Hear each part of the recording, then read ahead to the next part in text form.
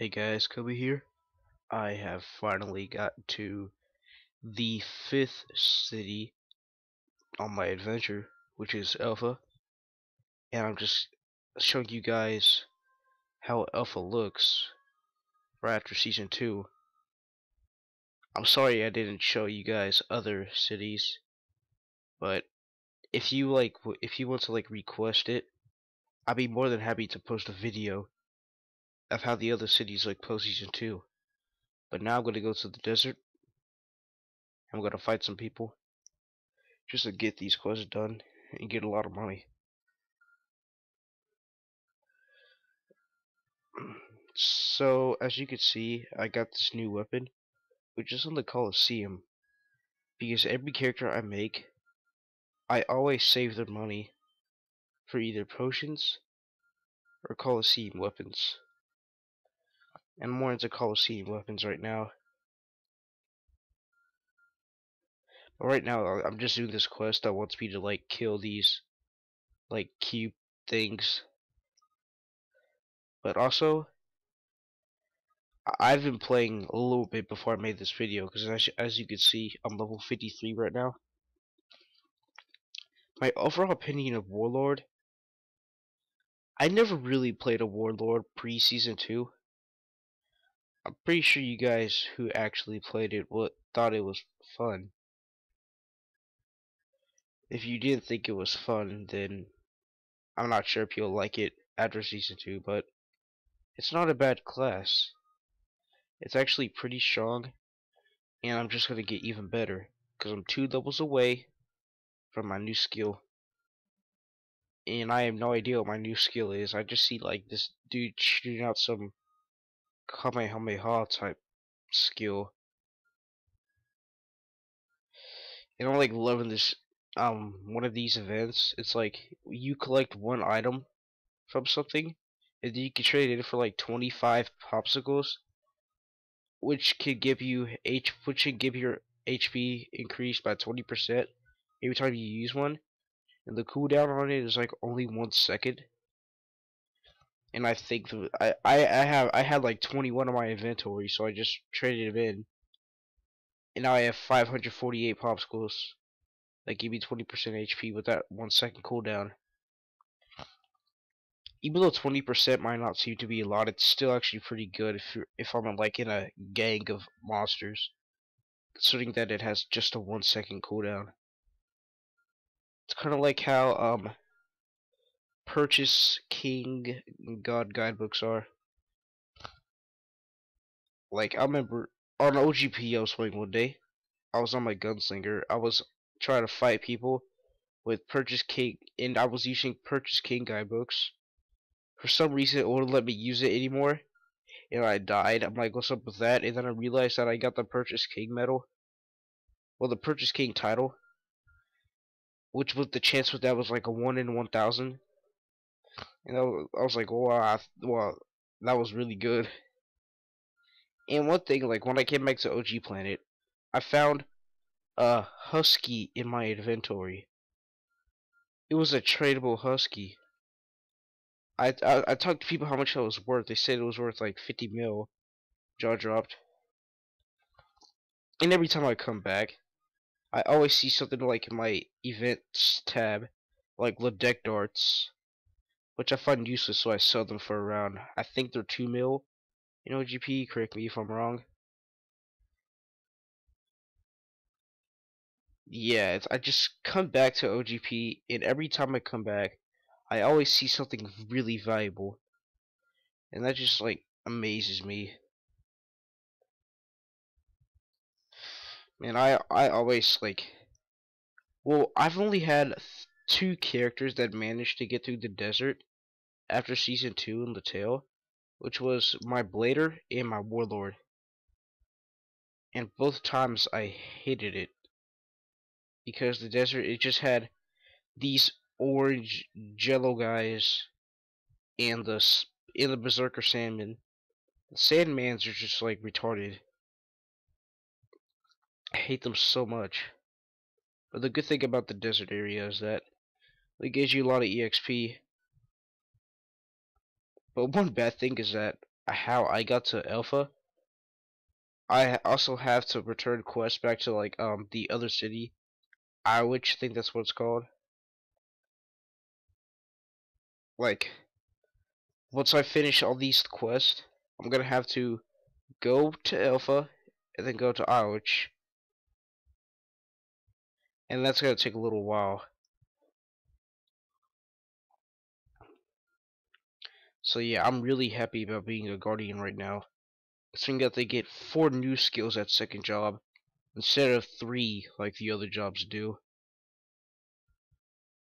I'm not so sure about like sorcerers because sorcerers are like confusing. They have like less skills, but they have so many elements. And bladers.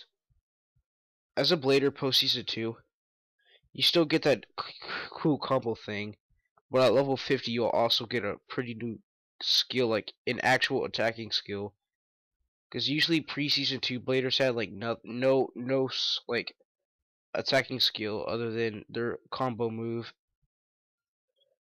which was pretty much activated by pressing their pressing their attack button. But it's a move like where you hit the monster like 10 times, and you just like move a little forward and you just like smash your swords into the enemy. It's not that bad of a skill. I was actually pretty surprised when I found it out. But for some reason when I played Blader, it wouldn't let me use the combo until I got to 55. So I was just pressing normal attack and then using that skill the whole time. So I thought Blader's post season 2 was just retarded. But then I found out that I was using the combo and I'm just like, yay. But I quit my Blader anyway. Right now from these quests, I'm making so much money. I get 40k Ellie per quest now. 40k is a high amount, and it's just gonna get bigger. My highest level is a level 84, which was doing the quest at the dinosaur land. Because the dinosaur land is like level level 80 now, and so is the ant cave, which is kind of weird because the ant cave used to be a map for level 20s. And then one weird thing is that at the first map of Orca Beach, you'll find Behemoth's stomach. You'll find Behemoth. You just keep digging and then you'll find it. And I'm also going to make a video of Behemoth quest because I'm going to have to go there pretty soon, like right after I do Orca Beach. So it's like, I don't know, but I think it's like desert and then pyramid and then Orca Beach, Behemoth's stomach, jungle, etc. Like, I haven't really gotten past Dinosaur Land, so I have no idea what comes after that. But I know I'm gonna have to do like the ruins in the ant cave and Dinosaur Land right after jungle. So yeah, there's a lot of maps. It's just like there's so many quests. Who even needs prime experience potions anymore? Unless you're trying to like rush. Like forget quest, I'm just gonna rush with the primes. I got to level 50 on my blader. I got to level 50 in about, let's see, 4 to 5 days. The only EXP buff I had was Iris Blessing, and that's the level I get second job. See, in OG Planet, I have a level 50 Explorer and a level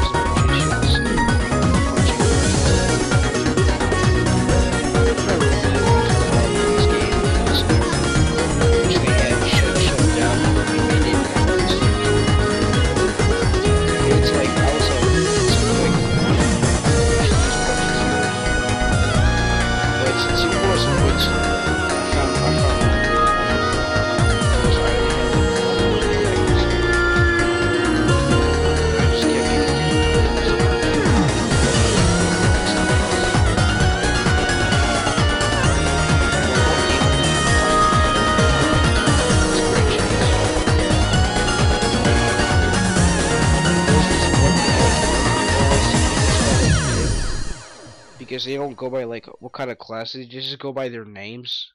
And Jill is like class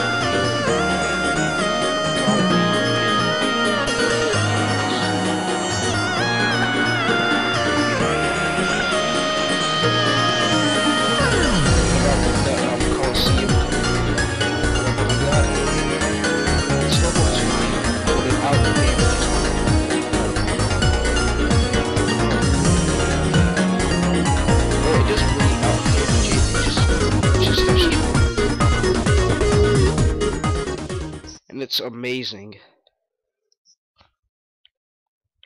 Just let me turn on these quests. See, after level 50, the experience you get from quests, it's pretty much like 10% per quest now. So that my level 84 Warlord, he gets around 7% per quest, but they give more experience with daily quests that are at what's it called? Well, they're just like the daily quests that regular people give. But the location of daily quests will be moved up for season 2. I'm not so sure. But level 10, 20, in the 50 daily quest arm. But I just know that the location will.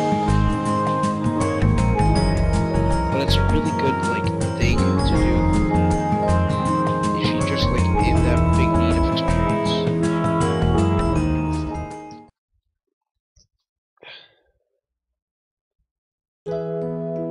Yeah, we're just turning this quest over at Ouch real quick. Dark Moon Castle. It's just so long. When I got to level 50, I just stopped doing it. When I showed you guys that video of the jumping fence, those were the last 2 quests I turned in. And then after that, I no longer did Dark Moon Castle ever. Great. I pretty much have to do the exact same thing all over again. Well, alright, that's pretty much it for the desert area. So the next episode